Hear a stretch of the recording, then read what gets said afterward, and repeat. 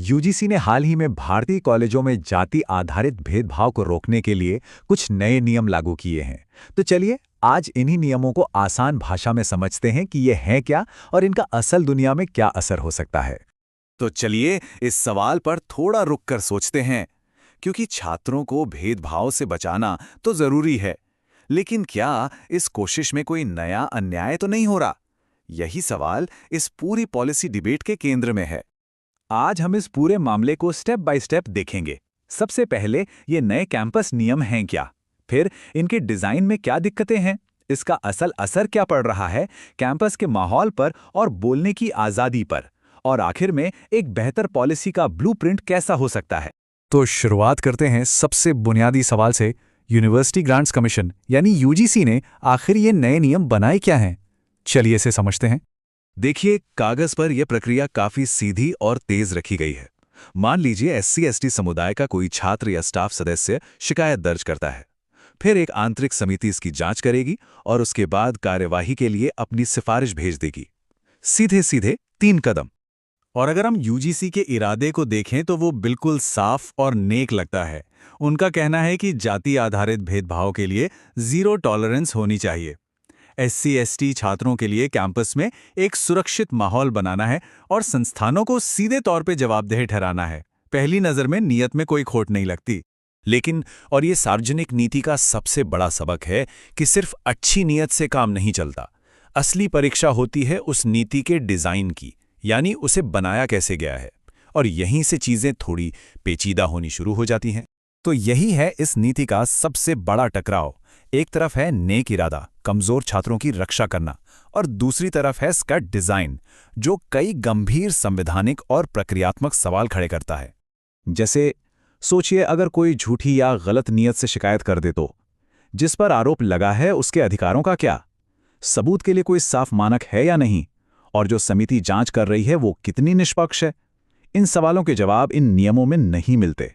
और जब इस तरह के जरूरी सवालों के जवाब ना हो, यानी जब पॉलिसी में सुरक्षा उपाय न हो, तो इसका असल दुनिया पर क्या असर होता है? चलिए उसकी बात करते हैं। सबसे पहली चिंता तो इसकी आंतरिक समिति की बनावट को लेकर ही है। इन नियमों में ये जरूरी नहीं किया गया है कि सामान्य वर्ग के सदस्य भी इसका हिस्सा हों। अब सोचिए, अगर समिति में सभी समूहों का प्रतिनिधित्व नहीं होगा तो उसके पक्षपाती होने का खतरा बढ़ जाता है और इससे पूरी प्रक्रिया पर से विश्वास उठ सकता है। और यहाँ एक बहुत बड़ी कमी सामने आती है। इन नियमों में झूठी या गलत नीयत से की गई शिकायतों के लिए कोई सजा, कोई परिणाम, कुछ भी नहीं है। मतलब जवाबदेही पूरी तरह से एक तरफा है। और ये बात सीधे सीधे भारतीय संविधान के प्राकृतिक न्याय के सिद्धांत से टकराती है। हमारी अदालतों ने बार बार कहा है कि अच्छे मकसद के लिए भी प्रक्रिया का बलिदान नहीं किया जा सकता। उचित प्रक्रिया सबके लिए मौलिक है। अब कानूनी बातों से थोड़ा आगे बढ़कर इसके इंसानी पहलू को देखते हैं, क्योंकि जब किसी पर कोई आरोप लगता है तो फैसला चाहे कुछ भी आए, प्रक्रिया अपने आप में ही एक सजा बन जाती है। जरा सोचिए, एक गलत आरोप किसी छात्र या प्रोफेसर की जिंदगी पर क्या असर डाल सकता है। सस्पेंशन, पढ़ाई का नुकसान, सालों की मेहनत से बनाई गई प्रतिष्ठा का खत्म हो जाना, और जो मानसिक आघात होता है उसकी तो कोई गिनती ही नहीं। और सबसे बड़ी बात, इस संस्थागत कलंक से उभरने का कोई तरीका भी नहीं है। तो ये तो हुई एक व्यक्ति की बात, लेकिन इसका असर पूरे कैंपस के माहौल और बोलने की आज़ादी पर क्या पड़ता है? चलिए इस पर नजर डालते हैं। एक शब्द है चिलिंग इफेक्ट। इसका मतलब होता है एक ऐसा माहौल जहां लोग सजा के डर से कुछ कहने या करने से डरने लगते हैं। एकेडमिक दुनिया में इसका मतलब है कि छात्र और प्रोफेसर जरूरी मुद्दों पर बहस करने से बचेंगे, अपनी बात कहने से पहले 100 बार सोचेंगे। एक डर का माहौल बन जाएगा, और ये किसी भी यूनिवर्सिटी की आत्मा के ही बिल्कुल खिलाफ है। एक अजीब सा विरोधाभास है ना? एक ऐसी नीति जिसका मकसद छात्रों को सशक्त बनाना है, वही उन्हें इतना डरा सकती है कि वे संस्थागत चक्करों में ही उलझ कर रह जाएं। ऐसे में राष्ट्र निर्माण पर ध्यान कैसे केंद्रित होगा? तो ठीक है, हमने समस्याओं की बात कर ली।